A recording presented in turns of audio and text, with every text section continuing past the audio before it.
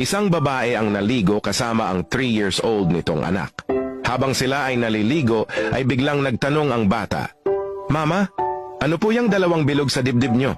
Di alam ng nanay kung ano isasagot niya sa curious niyang anak, kaya sinabihan niya na lang ito na itanong na lang sa papa niya pag-uwi.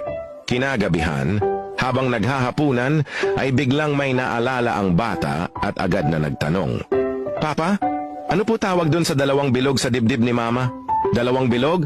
Ah, dalawang lobo yun anak," patawang sagot ng kanyang ama.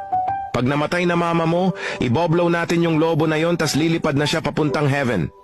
Ngumiti lang yung bata at nagpatuloy sa pagkain.